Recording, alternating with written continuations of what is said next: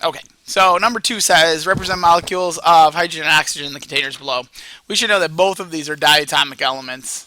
So here's my hydrogen and here's my oxygen, which I'll just use O's for hydrogen, triangles for oxygen.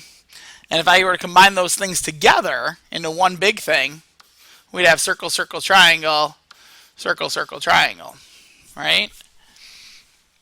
And so what are the HO and the 2 in the chemical formula? And I think the 2 that they're referring to is the 2 here. Tell us about the composition of water. It tells us that it tells us this, right? It tells us that there are, 4 particles, 4 H's for 2 O's. And then question 3 says, represent diagrams for the 1 volume of hydrogen combines with 1 volume of chlorine. So here's my hydrogen. Both of these, again, are diatomic. And so if I were to combine them just together like this, they would just make one big clump of H. And again, this would be like H2Cl2.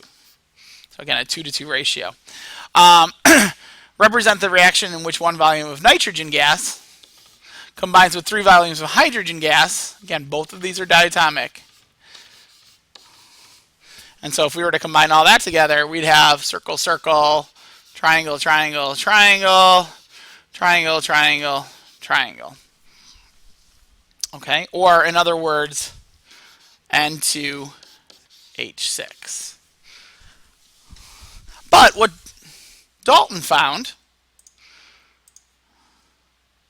was he found that when I take hydrogen and I mix it with chlorine, I actually end up with twice the volume that I started with, which would mean that these two are separate. Or in other words, H2 plus Cl2 would give me 2 HCl. Same thing with the water one that we did earlier. Let's just make, just for the sake of being consistent. Now I've got these, and we found that there was 2 volumes of gaseous water, which would mean circle, triangle, circle, circle, triangle, circle.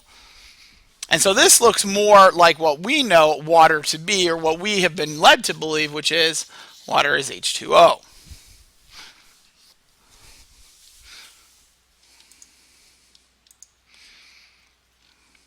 And then number 7 says, hey, look, 2 volumes of nitric oxide react with 1 volume of oxygen gas to form 2 volumes of a reddish-brown gas. Deduce the formula of this gas and such particle representations of the molecules.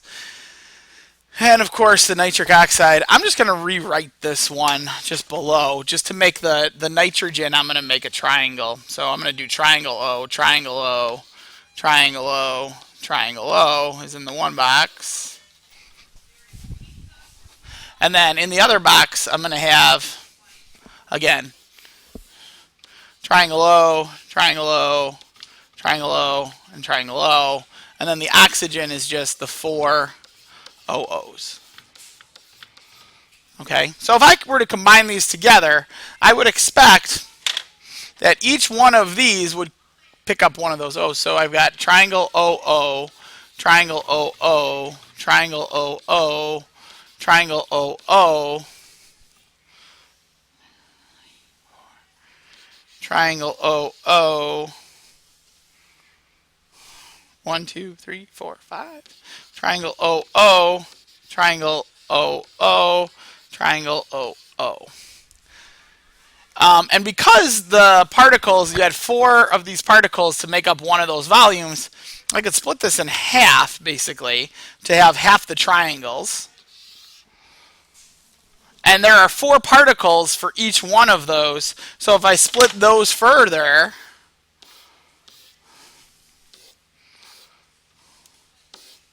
I end up with triangle OO, triangle OO, triangle OO, triangle OO, and the same thing in the other box.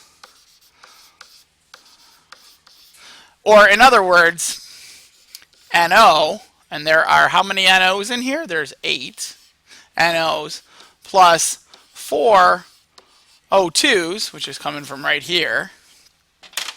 And that produces 1, 2, 3, 4, 5, 6, 7, 8 NO3s.